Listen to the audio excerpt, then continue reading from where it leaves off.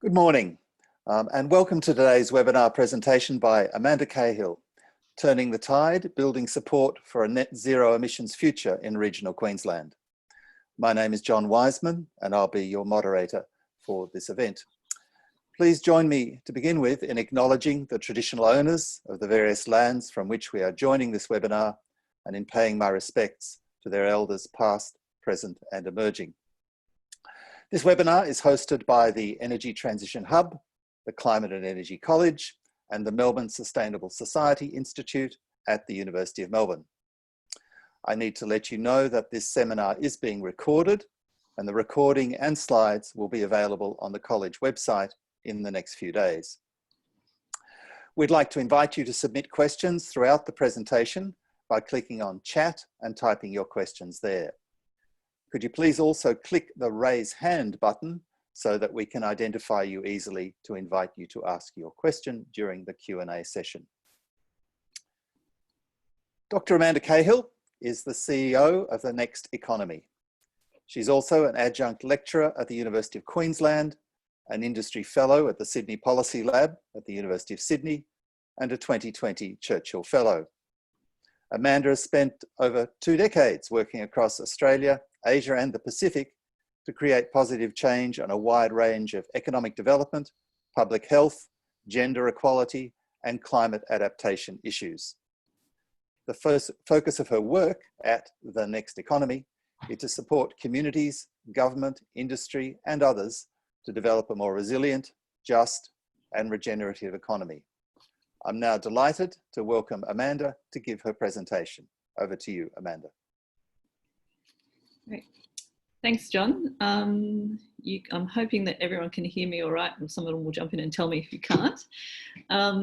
So I'm calling in from very sunny and warm Brisbane, and we're sending our love to all the Victorians at the moment who are in lockdown, and hope people are doing okay and hanging in there. Before I start, I'd also like to acknowledge the traditional owners of the lands that we're meeting on, and note that the land in Australia has never been ceded, so recognise the ongoing sovereignty of the Indigenous peoples of Australia, particularly the Wurundjeri peoples of the Kulin Nation in Melbourne, where the University of Melbourne is, and here where I am, the Jagera and Turrbal peoples, and that this is and always will be Aboriginal land. So the Next Economy, our broad mission is to work with communities that are struggling with change, economic change, to help them figure out how they can move forward in a way that benefits both people and the environment. So big focus is how do we keep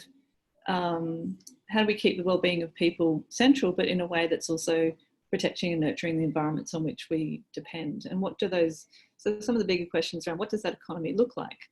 What does it mean in the way that we produce and exchange things? What does work look like? For the last 6-7 years, a lot of this work is focused on the energy transition and working with regional communities around, and particularly coal mining communities, around that question of how do we manage change as we move away from fossil fuels and to an economy that is powered by renewables. And how do communities, instead of seeing that as a threat, see it as an opportunity to build stronger, more resilient regional economies? Today, what I'm going to be sharing with you is the results of the last 15 months of work that we've been doing focused on Queensland. So we have worked all over Australia, but over the last 12 months, we've been very much focused on regional Queensland. And we've talked to about nearly 500 people across 6 regions. So from the South Burnett and Toowoomba in the south, through to central Queensland, Gladstone, Rockhampton, and through to Townsville and Cairns. Some of that work was funded by the Queensland Government through the Department of Employment, Small Business and Training, and the rest was funded, about half was funded by philanthropy. But the questions that were guiding the work were, how are the changes to the energy sector impacting on regional Queensland at the moment? What is happening on the ground to manage that change? And how can these regions take advantage of that to build stronger economies? In each place, we ran a number of events. So we would have usually a one day long roundtable or workshop with industry and government representatives. That was invitation only, so closed door conversation to really try and work out what was going on. And then follow that up with an open community forum in which often we had unions, environment groups, community groups, social service representatives, and also industry and government turning up to that as well.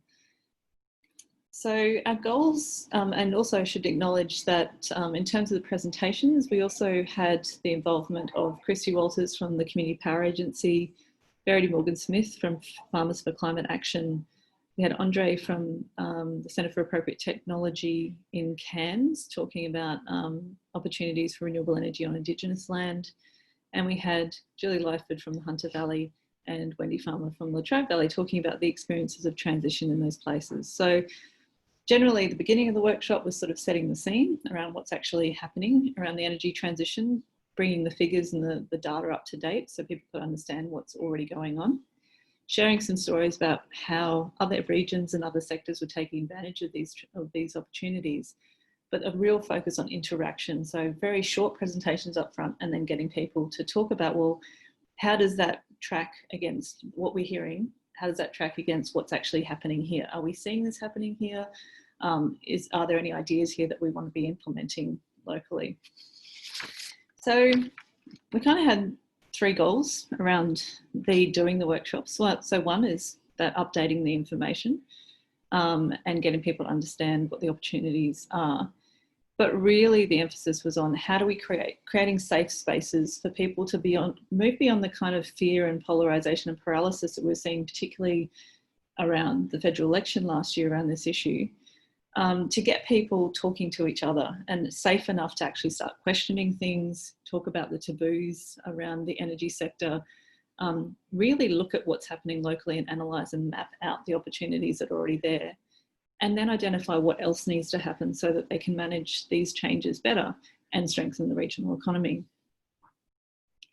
So out of that, we've come up with literally hundreds of ideas. So mapping out existing projects, but also new initiatives, emerging initiatives, and also policy ideas for government.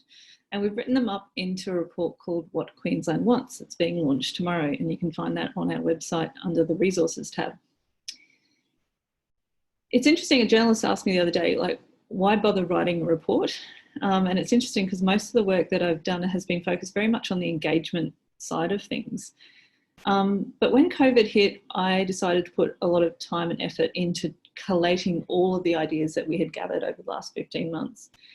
So the first reason was I'm kind of a bit tired of people bagging out regional Queensland, not just because I grew up in regional Queensland, but because for the last 6 or 7 years, all across Australian regional areas, I've been hearing about how much is already going on and how much people are interested in renewable energy. They want to know what's going on. They're starting their own projects, but we never hear about that. So I wanted to put it on the record that this is happening and Queenslanders are actually taking action already. The second reason is I was tired of politicians using that misconception that Queenslanders just love coal to not be more proactive in implementing the changes that they know they need to do if we're going to manage the transition well and accelerate action in the energy sector. But why, and also to note that, because not everyone might know, that there is an election in October that is coming up. And the third reason is that, you know, right now with the impacts of the fires and now COVID, you know, there are billions of dollars that's going to be spent on in the name of recovery or in economic recovery. And I just wanted to put on record what people are saying that they do want for their regions, and in a way counter some of those sort of vested interests that get pushed around different industries and shoring up industries that we know don't have a long-term future. So that's why we put the effort into the report. So in terms of reporting back, I'm not going to go through everything because you can read the report and there's lots of dot points. I just want to give a summary of some of the ideas that came out of looking at the different sectors and how the changes in the energy sector are stimulating economic opportunities, not just in energy, but also agriculture, waste, housing, transport, other sectors as well. And then towards the end, so I've spent about half the time doing that, and then the rest of the time, I'm going to focus more on the types of conversations we're having and what people are saying and where the pressure points are. I'm only going to talk for about half an hour because I think it's more important that we open up to conversation and questions and what you're interested in. But to start with, so what were people talking about in terms of opportunities? Well, the first thing is that people loved renewable energy. There is no debate around that. There's still some uncertainty around how much people can rely on it, but there's an acceptance that it's here. So in all of the regions that we worked in, there's been a great expansion of renewable energy projects. So people are seeing it in their own backyard, and they're large scale projects, as well as people having solar on their rooftops. So there was actually a much more sophisticated conversation last year than there had been in previous years around the fact that we're getting to a point in some regions where we're reaching the capacity of how much renewable energy can be put into the grid because we need to upgrade our grid infrastructure and that connectivity issue. So there was a lot of discussion around bringing forward investment in AEMO's renewable energy zones that have been identified for Queensland, which at the moment have been talked about as kind of, we'll start thinking about it in the second half of this decade. But industry in particular is saying that investment needs to be brought forward if they're able to take advantage of the renewable energy that is already being generated and to expand on that. People also asking a lot of questions about storage solutions in that vein as well, and wanting more government coordination around that. There's a lot of frustration that despite the expansion of renewable energy, people aren't seeing that translated into cheaper power prices. So there were a lot of questions around why that is the case. But there was also a lot of discussion around how we can build on the availability of renewable energy to boost other sectors such as advanced manufacturing, production of green hydrogen, production of batteries. There's battery factory proposal for Townsville, for example. The really surprising thing that came out of it, though, was that people were saying that they wanted more government coordination around what was happening in the energy sector. And we're very vocal about that, particularly industry, saying that they want to see the transition plan. They want to be involved in developing their own regional transition plans. And that we actually had a lot of representatives of coal-fired electricity plants in the workshops, managers saying openly in the workshops that the closure of plants is inevitable, and it might happen sooner than people think, and that we need to start planning for that now. They were saying that to their own communities, which I thought was a big change from previous discussions. That was said behind closed doors, but not publicly. In terms of agriculture, it was more contentious, but people were starting to get their heads around how, for example, renewable energy was helping support farmers to reduce costs around irrigation, for example, and how it could diversify farm incomes, although we weren't seeing as much of it in Queensland as maybe in other states. There was a lot of interest in carbon farming initiatives and climate resilience initiatives, but people were generally not completely aware of the range of programs that were available and frustrated with some of the glitches in the system around getting the finance to move and some of the perverse incentives that they were seeing in terms of good land managers not being able to benefit from some of the carbon farming initiatives. The biggest concern, of course, is, well, particularly up until recently, was water, because the first half of the forums we did last year were during a severe drought. So there was probably, that was more of the focus rather than thinking about energy. In terms of mining, so the interesting thing is people, still are not anti-coal, like most people are not talking against the coal industry. They don't want to, they kind of sort of don't want to mention it. It's like, well, we want renewable energy, but we're not going to destroy an industry that's already here. What people were talking about that was different, though, was the need to diversify the mining sector in Queensland. So a lot of discussion around the vulnerability of being caught in boom and bust cycles, not knowing what the future of the coal industry actually looks like, and feeling that vulnerability around that. So saying, well, we don't know how long it's going to last. We don't know who to believe. There's so much, different people saying different things. But regardless of that, how do we diversify our local economy so that we're prepared for whatever happens, rather than an industry shutting overnight and then us being left with nothing else. So there was a lot of support for diversifying into minerals, mining minerals other than coal, such as lithium, copper, zinc, nickel, and rare earth minerals, and a lot of practical discussion around the fact that if we want to take advantage of where we can mine a lot of those things in the northwest part of the state, we need a lot more infrastructure development, and also discussion of the copper string 2.0 link that links Mount Isa with Townsville, then opens up a lot more renewable energy capacity that can boost that industry, and not just export raw commodities, but process it locally. Previous to COVID, so just before COVID in February and March, an interesting thing that came out, and also late last year, areas where there'd been a lot of gas development recently, people were reflecting on the fact that they were quite disappointed that gas hadn't delivered on its promises in terms of jobs, long-term development of infrastructure that supported the region, lower gas prices. And I thought that was interesting because that was completely unprompted. And often the people reflecting on it were people who helped build that industry. Manufacturing, people, interestingly, throughout the entire year, people were talking about the potential for advanced manufacturing and the need for us to develop our processing and manufacturing capacity to build our own domestic resilience. And that happened before COVID, which was really interesting. And of course, that discussion has been ramped up now. So there's a lot of excitement around, you know, places where there's already a manufacturing base like Toowoomba, Townsville, Gladstone, and heavy industry around what is it that we need to set up to make sure that we're taking advantage of this expansion of renewable energy capacity to make sure industry can benefit from that, and, you know, can keep its industrial heritage and its identity as a heavy industry area going into the future. The big thing that had shifted that discussion from, say, 18 months ago when I was visiting the same places is the hydrogen piece. I think the whole discussion around hydrogen, the National Plan, State Plan, Ross Garnaut's book, and visits to the region, I think he was there, really shifted industry's imagination around the fact that there's this potential export commodity that could potentially replace coal into the future. And that kind of technological discussion, it's an interesting challenge to think about what do we need to set up now. And the experience of having rolled out LNG, the expansion of the LNG industry within a 10-year timeframe, there's a kind of confidence that we could do the same with hydrogen. So in Townsville and Gladstone in particular, a lot of interest in green hydrogen production. And it was talked about as green hydrogen, although some of the proposals aren't.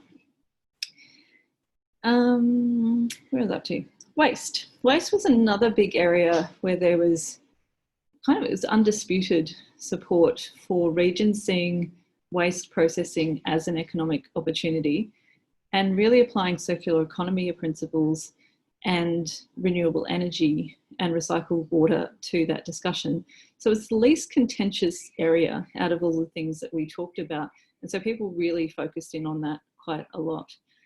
So whether it was reducing energy costs around wastewater or sewage treatment plants, processing glass and plastic locally, producing other things with waste materials, which is from everything from road fill to renewable fuels and things like that.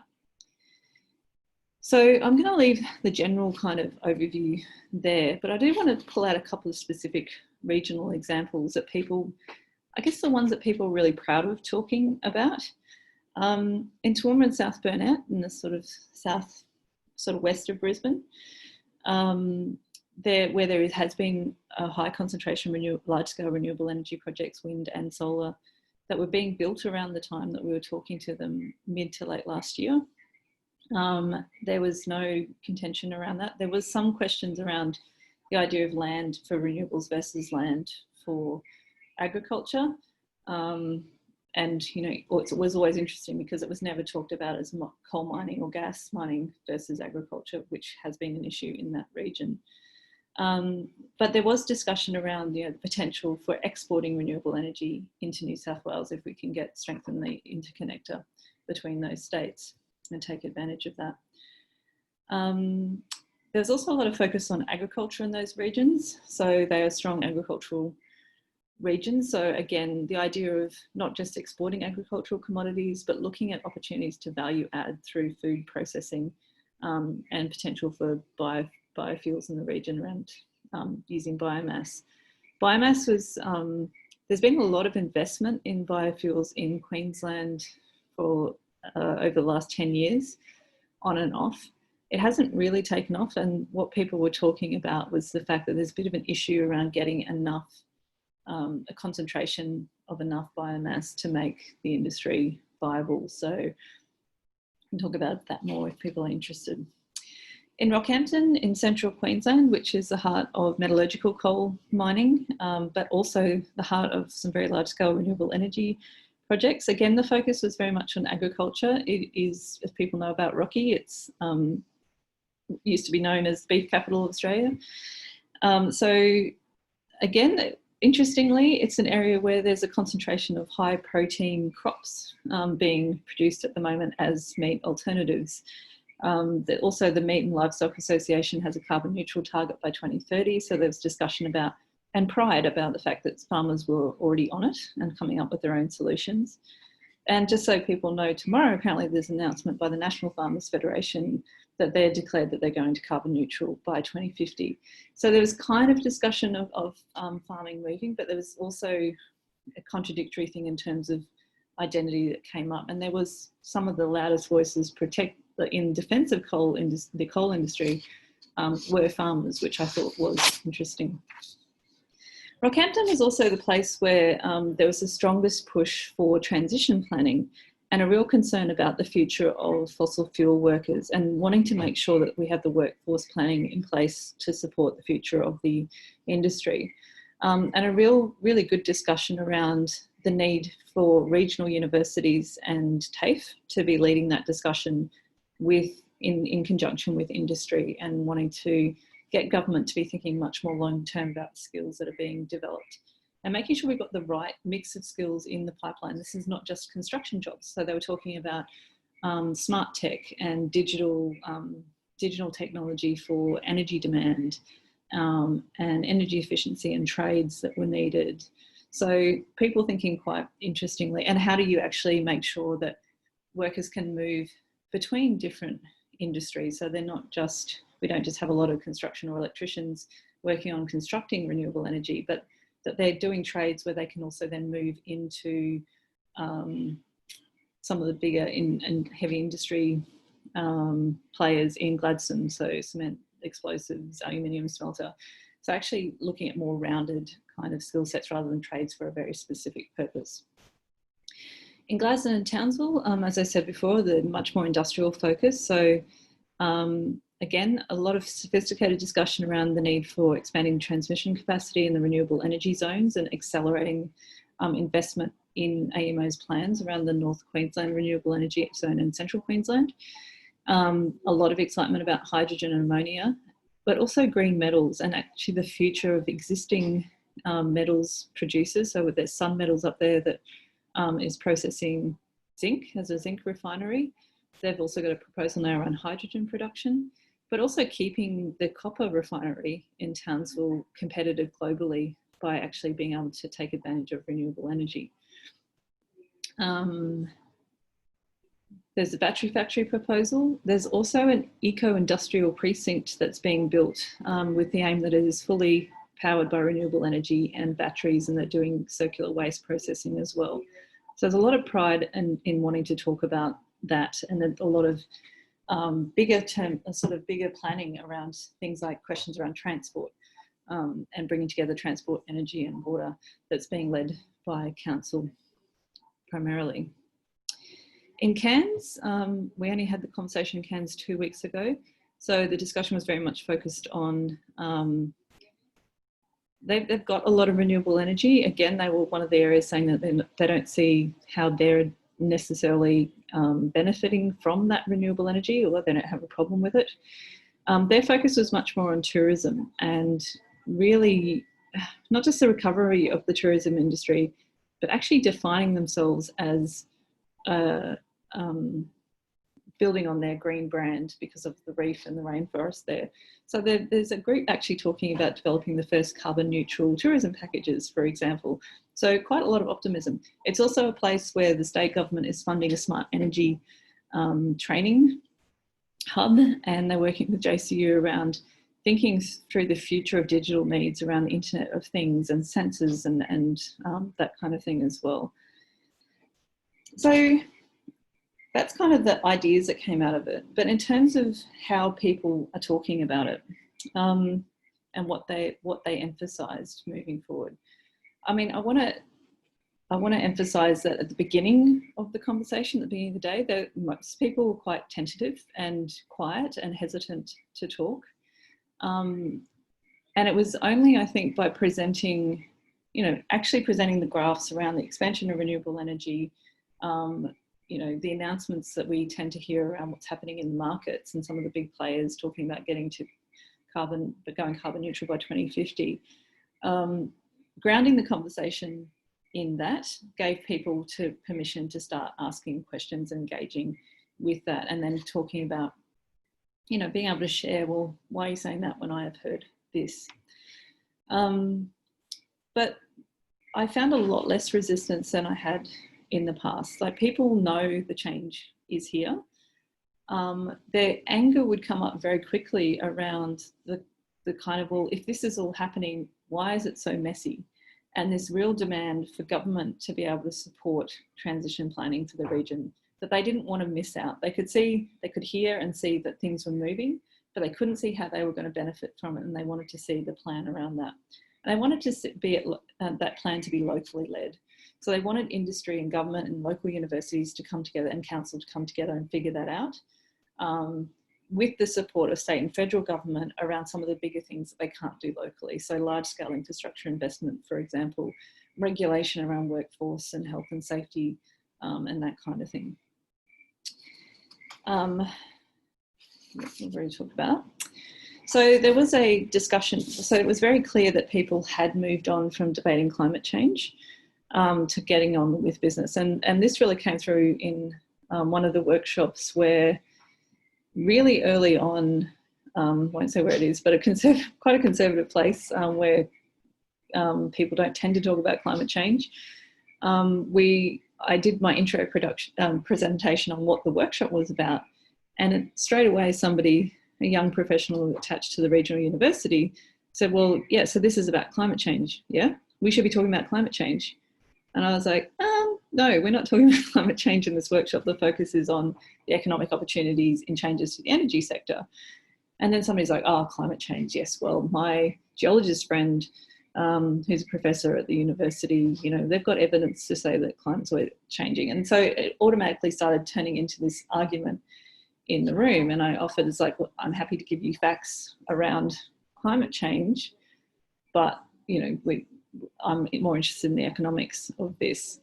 But the conversation had started, and there was somebody representing the farming group who was like, oh, you can't tell me how renewable energy is going to make it rain and break the drought. And people are always talking about drought proofing. And it was escalating. And I was standing at the front of the room going, do I engage with this and go down that rabbit hole, or do I cut the conversation off?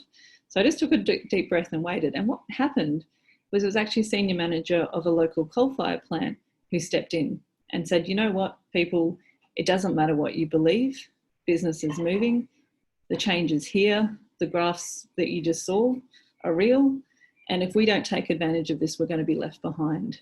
So we've got to manage this. So, and that was the end of the discussion. Then it sort of shifted the whole discussion of, well, how do we actually get on with the job that's in front of us? So I want to emphasise people weren't anti-coal, but they were much more suspicious about what the future might be or might not be for that industry. People disagreed on timeframes, but the overwhelming majority agreed that we need to start planning for whatever's going to happen. And especially for the export industry and looking after workers was a really strong theme. There was ambivalence about gas, but there was also a big shift between the workshops we did before December and after December. So before the there was a big difference after the bushfires. It was almost like the bushfires gave everyone an excuse in a way to really just have an honest conversation about the need to embrace change and to diversify the economies. And I think it's this, and then COVID has kind of come in as well as increasing this level of uncertainty around economic futures and the need to be resilient locally, to be and determining their own futures around that. So there's emphasis around making sure we protect health and education jobs, which are the major employers in most regional areas, but also building the manufacturing industry, taking advantage of renewable energy to produce new products for export, and to be investing in the digital technology needed to make that happen.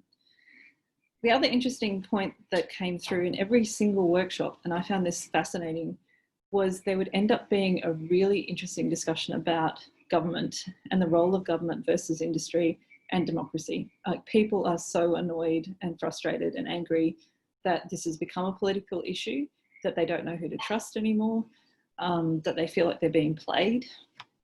And a demand, particularly from industry, around what they want from government. We had a really interesting situation where industry were advocating for stronger regulation to the government people in the room, which I thought was fascinating because it's not what you would hear in the normal press. But what they were saying is, like, we've already tried to start doing this and it's getting messy. So unless you step in and do your job in coordinating this and building the infrastructure that's going to boost all sectors, so for example, renewable energy zones, transmission, battery storage, things like that, helping the ports to think about their future, making sure we've got the right digital infrastructure and transport in place, it's becoming risky for private, or it's risky for private investment. You need to de-risk this so that the investment can move and we can get on with that job. Because industry are thinking decades ahead and they want government to come to the party.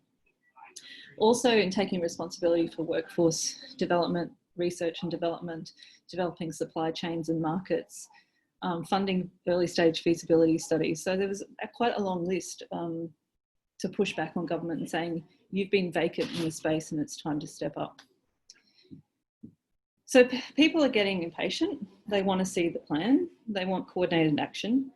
And they want leadership on this issue.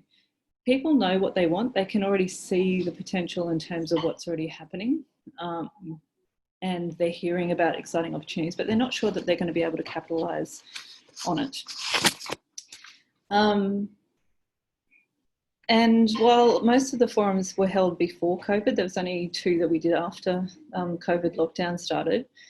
All the ideas generated in the report are actually perfect stimulus ideas that could help Queensland recover from the current impacts that we've been experiencing.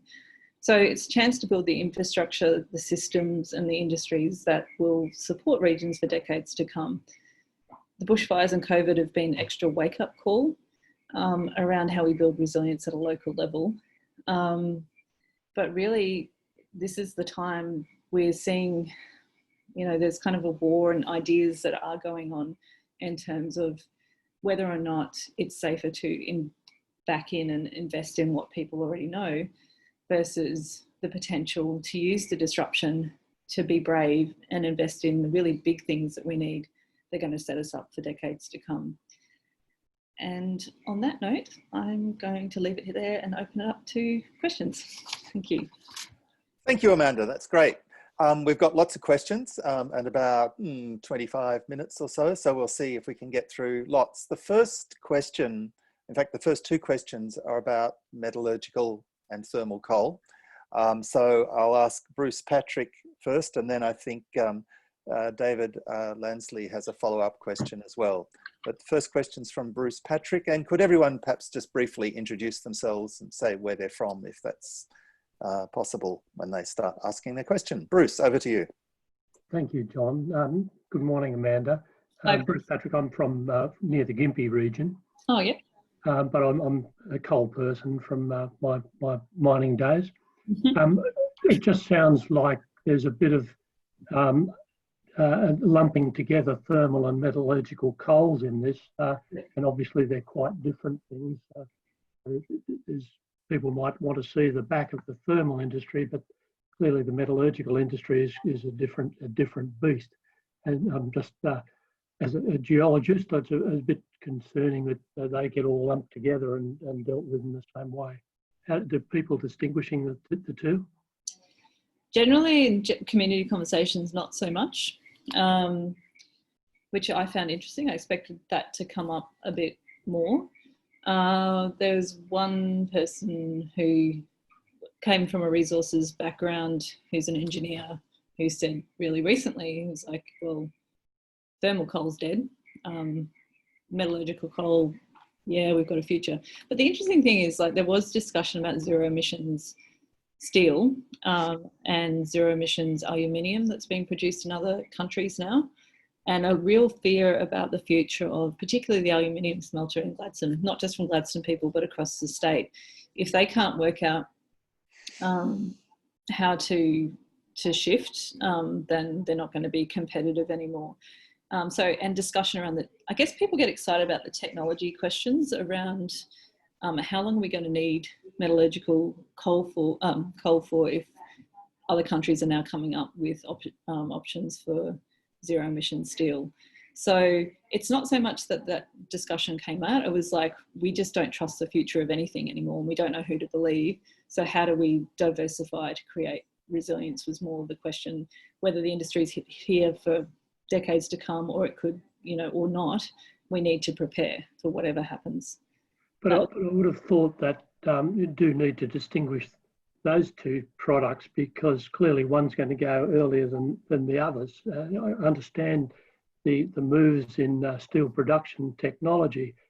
However, I suspect, and I've read some stuff on that, but we're talking 10, 20 years before that sort of stuff becomes mainstream by any stretch. So you certainly wouldn't want to be looking at jumping in and turning all the mines off, before you can take the advantage of it. Yeah, but even if we've got 20 years to go, actually planning this properly, like particularly in central Queensland, like metallurgical coal is huge in terms of employment, particularly around the Isaac, Mackay region. Like, to manage that properly in terms of workforce development, infrastructure development, building new industries is going to take a really long time. Like, we need to start now. And Germany is a classic example of, taking decades to actually plan that in a smooth way. So, even if we've got 20 years, now's the time to start figuring that out. Yeah, can I just check if view is good? Yeah. Does David Lansley, are you there? And do you want to ask a brief follow-up question on this topic? Yeah, thanks, John. My name's David Lansley. I'm doing some voluntary work with Jesuit Social Services on this sort of just transition idea and how it affects communities. And look, you've mainly answered my question, but I guess all I'd ask in addition is about the need to nuance messages to different communities, and would it have been useful to go in and show an awareness of that you were aware of the difference between metallurgical and thermal coal? Because I think back to the caravan that went up to Townsville prior to the election, and I think it probably did more harm than good, because it seemed to be a very heavy-handed approach. Now, admittedly, that was thermal coal, but do you think that there still is scope for that nuance? Some of the things you've been saying suggest that people have almost moved on from that. So the way that we tend to approach things is not go in with, we're selling you a message. We kind of go, okay, globally, this is what we know, what's going on. Now over to you, what's happening here? So the conversation's really led by where people's thinking is at. And when I say people, I'm not talking about, like, that's important to distinguish in terms of the events that we were doing, that we had to have a day with industry and government who were very well versed in the nuances in different industries, and being led by the discussion around the industries in that place. So in some places, agriculture was, we're talking about the opportunities around reducing and absorbing emissions in the agricultural sector, because that was the main focus of the region, versus somewhere like Gladstone, where it's much more focused around heavy industry and the potential of hydrogen. But that discussion and the emphasis on what people wanted to talk about came from people in the room, not from us. And I think that's what's important. So we're not a campaigning organisation. I have a community development background, and my PhD was on community-led approaches to economic development. And I think I'm quite passionate about local people need to work out and know their region, can work out what they need to do to move things forward. Okay, thank you. Next question is from Eleanor Gerard. Hi Amanda, how are you going? I'm good, how are you? Yeah, good. I'm looking forward to reading that report. Don't listen to the journalist. My question was about automation in the mining sector. I was at a conference last year, a community development conference, and I had a few conversations with people that worked in Queensland around them being approached about subsequent job losses in the mining sector, and like quite significant whole townships kind of getting left behind by closure, and automation is basically driving this, and there's this restructuring happening. And to me, looking at kind of energy transition, that this automation and restructuring of industry is kind of happening part and parcel with that process. Was there discussion around that, and awareness, cognizance in the community that that is a process that's kind of happening as well? No, it wasn't brought up. It was interesting. It wasn't brought up by people in the workshops. It kind of started coming out in some of the discussions around the digital technology and the Internet of Things and smart tech. But the discussion was very much around, you know, there was some mention of automation, but it was more around the focus of there's going to be different kind of jobs that are needed. Yeah. At the moment, we are way behind in terms of skilling up the workforce and the technological capacities that we're going to need moving forward. So even with automation, there are going to be other jobs, but at the moment there hasn't been enough preparation in terms of skilling people up in those areas. Yeah. Thank you. Next question is from Kimberly Crofts. Hello, Amanda. Thank you for that. I'm a PhD candidate. I've just started at UTS in sustainable transitions, and particularly looking at participatory methods. So I'll be looking at your PhD. And I'm wondering about the people. You said that in the roundtable discussions, you said who was involved, but I'm interested in people who weren't involved. And maybe any tips that you have in getting these hard to reach groups involved in that mapping towards transitions in regions. Yeah, so we deliberately split it. So the first day was the industry and government, in closed door, invitation only, and high success rate in terms of high proportion of people invited turned up. Mm-hmm. The second day was the open community forums. And we had quite a wide spectrum of different kind of people from across different sectors. What surprised me was the low turnout in terms of unions and workers. And it was really hard to engage unions, even to get them to advertise that the forums were on. So that was really surprising to me. And I found out later that there were more union reps in the room, but they wouldn't identify. They wouldn't talk about the fact that they were union members. So I think there's a lot of contradictions in where different unions sit on this issue, and it's not safe yet to kind of have a position to be talking about it openly. So there's a lot of hesitation to identify. So I found that interesting. We had a high turnout of farmers in the community forums, which was interesting.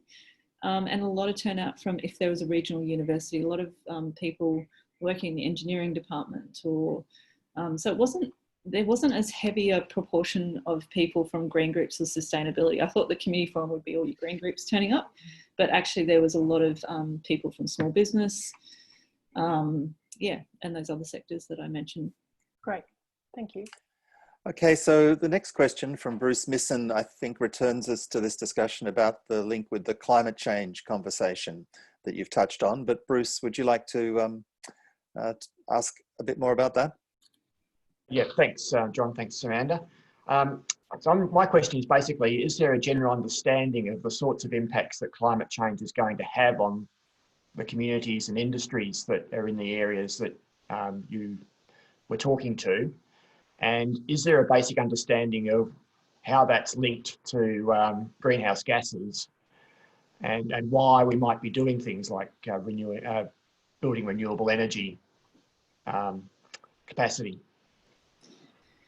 I don't know if I could give a blanket answer across all regions. I think it might be different in different places. And like I said, like the focus of the workshops was deliberately not to get into climate change because we're focused on economic development and there's enough other groups focused on that. So we deliberately, especially with the government funded ones, we weren't allowed to talk about climate change. They actually removed anything referring to climate change or transition from our slides. So it was interesting that the first things that people said was, I noticed you haven't mentioned climate change on your slides or transition, but we didn't see that. That was coming from the room. If it came up, people, like if somebody said, like I said in that example, someone's like, well, we need to talk about climate change, people would tend to shift in their seats and get very uncomfortable very quickly. So it was almost like people didn't want to have the discussion. They're kind of like, well, let's actually just get on with the job that needs to be here in terms, and then would focus on renewable energy or focus on what we need to do around waste, which kept coming up as a kind of safe place to start talking about the issues. But having said that, I didn't, we deliberately didn't have climate change as a focus. If it did come up, I just would say, look, I've got a lot of information around climate change. If you want to understand it, here are the links, and I would write up on the whiteboard references to organisations where they could go for more information. Sometimes, not this round, but in the past, I've shown the NASA, the image that NASA has put out in terms of the temperatures rising since 1880 something, and kind of said, look, if you want to talk to me about it, I can answer your questions and send you more follow-up information. But I think the literacy is probably still lower than we'd probably like. Sounds like the government likes to keep it that way. Amanda, the next question is from somebody who hasn't got a video operating, a participant called Ryan. Just returning to the question that you've already again touched on about reflections on the experience of the Adani convoy, and whether you've got any additional comments on, I don't know, lessons or views and lessons that have been learned from that experience. I was on stage with Bob Brown in September of last year and had to disagree with him publicly on that particular issue. I was in Townsville 10 days after the convoy went through, and it didn't help our conversation, let's put it that way, in terms of going right into the heart of where it's a contentious issue. The value in doing that, I'm not, actually going to near where the mine is and where there's a lot of locals in need of jobs. I strategically had questions around the wisdom of the timing of that.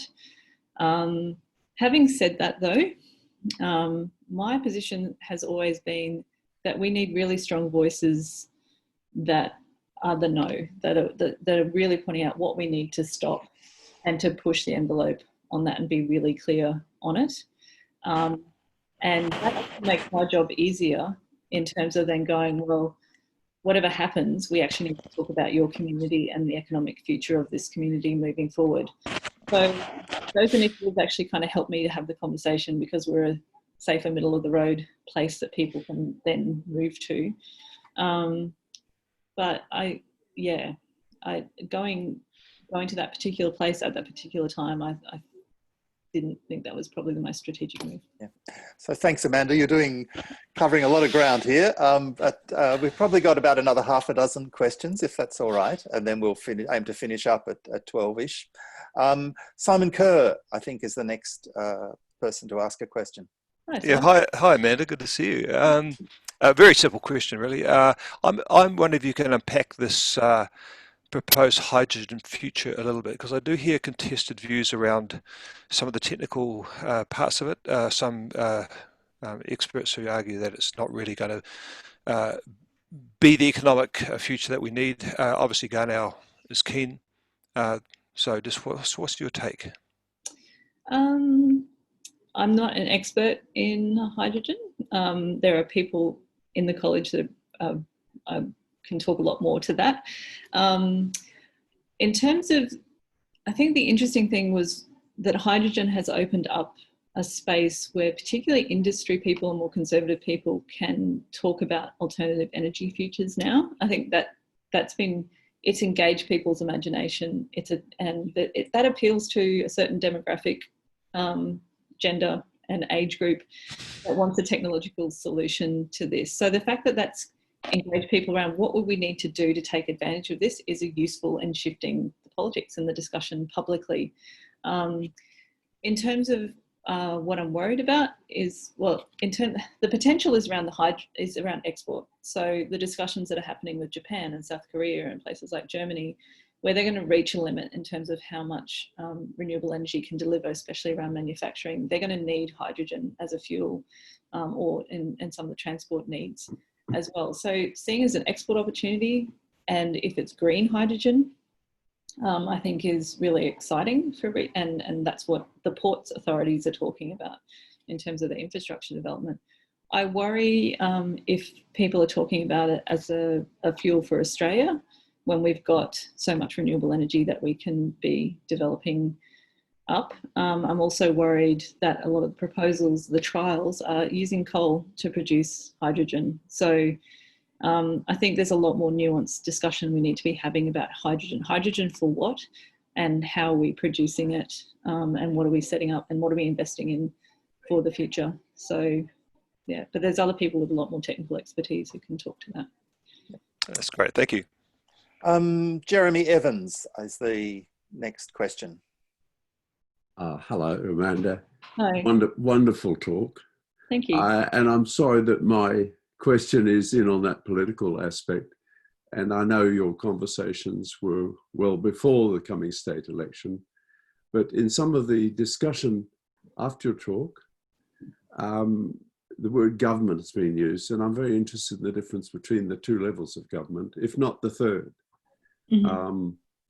And so I wonder if is coming up in your conversations as a key political issue, especially in relation to the state level. Yeah, so local government are all over it and wanting to lead their own discussions around transition with industry, and if they've got a regional university input, especially around workforce development. They feel local government sort of saying a very strong message to state government and federal, but mostly state government, around needing support for them to lead their own planning processes. And then federal comes in around some of the infrastructure needs. So the different portfolios, I guess, come into play a bit. State government did fund half of these conversations. It was a big risk for them. I had to convince them that it was time, and people did want to talk about this conversation, and they were very nervous about it. And I think they were pleasantly surprised at how far people have come and wanting to actually talk about the energy transition more openly. I think it was a relief for them.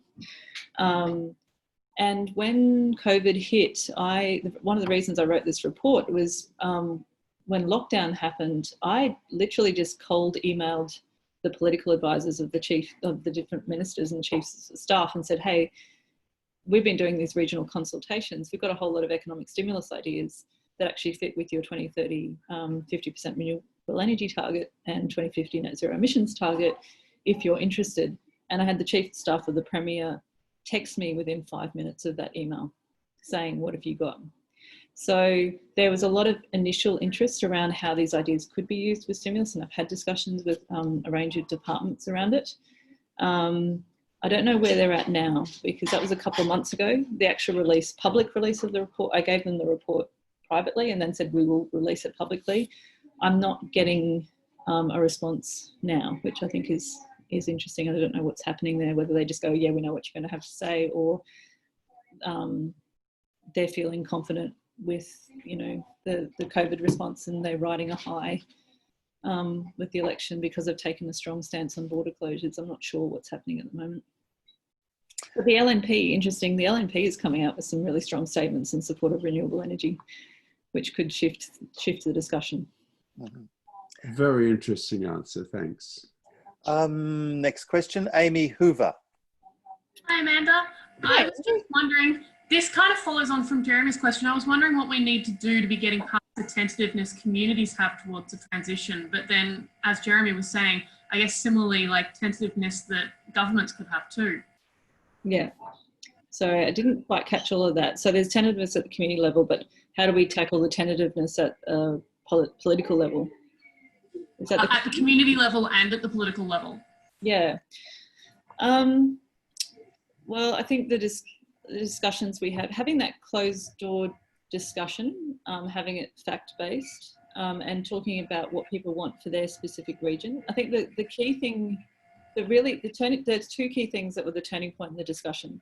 One was actually getting people to write down all of the renewable energy projects that are happening in their region, all of the initiatives they know about that are reducing or absorbing emissions across all sectors. Once people start writing, they go, oh, I don't know. And then they start writing the list, and then they keep writing the list, and then we have to stop them because there's so much happening in every region. Once people can see that, that shifts it, and it becomes much more of an empowering experience rather than, I don't know, nothing's happening to you. Oh, look at all the stuff we're doing.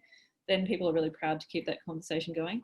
The second part of it is having people from other regions like the Latrobe Valley and Hunter talk about their experiences and what's happening in their regions really is the turning point in the discussion. People are like, it's lived experience. You can't argue with that. That's not politics. It's real for people, and that really shifts and opens up that discussion as well. In terms of the politics, we've had some very positive feedback, particularly from public servants, because we had a number of different departments attend the workshops, and off their own bat, they've gotten back in contact and said it was such a positive experience. They didn't realise people were talking about this stuff and how much was happening at the regions, and that really helped empower them within the system to push back against some of the political stuff and say, no, this is what people want. And the reason we were getting a response straight away when I was emailing them at the beginning of COVID was because they said, we're getting a lot of reports, but this is actually based on consultation. So it's creating a safer political space for politicians who do want to lead on it to start talking about it. It's giving them confidence to talk about it. But I think we've still got a long way to go. A question from Marina Liu. Hi, Amanda. Thank you so much. I'm going to change my question slightly because we're running out of time. What's your pick for the next election? My pick? Yeah. Man, it's Queensland. Anyone who tries to predict elections these days, I'm not going there. That's a good response, I reckon. We will need to. I think I've got 4 more questions, and we'll keep them briefish by way of both question and answer, probably. Stephen Pollard has a question about the post-COVID response. Stephen, I owe you an email, and I'm sorry. Hi, Amanda. That's okay. Nice to see you, and I'll change my question. You've covered the coronavirus ground a little bit, but just some reflections on how this sort of approach might look in New South Wales and Victoria. I know you've worked in both those states and in other parts of Australia. Does it look really similar in other places, or are there some sort of distinct differences? Well, there's always going to be differences depending on regions. It's really interesting at the moment because there's been such a paralysis. Like, most groups are giving up on federal at the moment and working on state, and there's a lot more cut through and having discussions directly with state governments. I'm appearing before a New South Wales inquiry next week, so that's going to be interesting to see what questions they're asking. New South Wales, I'm hearing there's a lot of positive movement around the investment, the $2 billion of the federal investment into the renewable energy zone. And so there's a lot of really positive discussion around what that's enabling. Pushback against gas, and some heated debates around the gas. Probably more, the gas discussion I haven't heard about it much in Queensland yet. That seems to be much more of a New South Wales discussion. And in Victoria, what I'm hearing is there's some really interesting discussions happening around Latrobe Valley future, and more community-led kind of assemblies and discussions around democracy and decision making that are happening. But I haven't heard much about Victoria. I guess you've got your hands full at the moment. Indeed. Okay, I'm going to see if we can get in 3 final questions from Robert Day, Sangeetha Chandrasekharan and Sue Matthews, and then we'll finish up. Now, Robert Day has a question on which you may want to give a briefish answer and follow up perhaps on modern monetary theory. Robert Day? Yes, hi Amanda. I'm interested in the idea of how much people are understanding the issue of funding of the transition in the situation where we have a government debt. And modern monetary theory suggests that this really doesn't matter nearly as much, that governments can really stimulate transitions and it is worth it. And I wondered whether that was something that the community has much understanding of. No, I don't think they do. Is the easy answer. I think there needs to be a lot more discussion around debt and government debt and you know, you need to think about differently. So I think that discussion's happening in kind of the new economy circles around Australia and some of the green circles, green parties leading some of that discussion, but not in the general public. It's more around the fact that interest rates are at an all-time low. What have we got to lose? We've got to spend the money if we're going to keep the economy going. Right. So do you think that's a big break, that people feel that the debt is a problem to the transition? Not at the moment, no. Great. Okay. Second last question, Sangeetha. Sangeetha, are you there? Hello, can you hear me? Yeah. Oh, it's sorry, we've got Queenie. I see Queenie. All right. Yep. Fire away. Go on. Ask your question. Hi. I was just curious, were the communities that you spoke to interested in sort of higher impact industry development? And if so, what kind of industries would they be?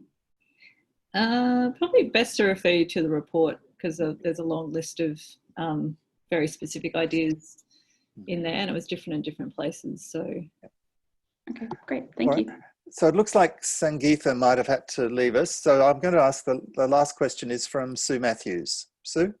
Yeah, Amanda, it's really great to hear that at least the Queensland government has, you know, relevant people have seen the report, and that's probably the best you can do at this point. But have you got any thoughts about ways to influence the federal government as it is considering its COVID stimulus responses? To be honest, we've had our hands full just with the Queensland work at the moment, but I'm interested on the back of the New South Wales inquiry and following up with them. I'm open to suggestions, Sue, around who to engage with at a federal government level. I just haven't had the capacity to engage there yet, but that would be the obvious next step, because a lot of the ideas that have come out of this weren't surprising, because they're the same ideas that have come out of work in New South Wales, Victoria, Western Australia, discussions in South Australia as well. The issue is, how serious is the federal government in investing in this kind of thing, is my question at the moment. But I think we could definitely build on this to then leverage it to then have a discussion post the Queensland election around, well, you know, what does Australia actually need, and what are the opportunities that are there, because there's similar kinds of ideas. All right. Happy to get some ideas off you, Sue. You might have some ideas there. Yeah. So Amanda, I think we've been asking you enough questions for this morning. So thank you again. We will have to finish the webinar at this point, but I'd emphasize that, yes, the recording and the slides will be available on the college website quite soon.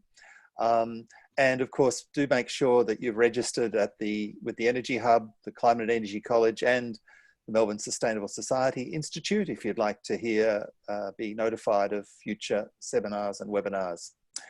But now, really, I'd just like to thank everyone for joining us, and particularly Amanda for a great presentation, and look forward to seeing you at future Hub and College and MSSI events. Thank you, and have a great day.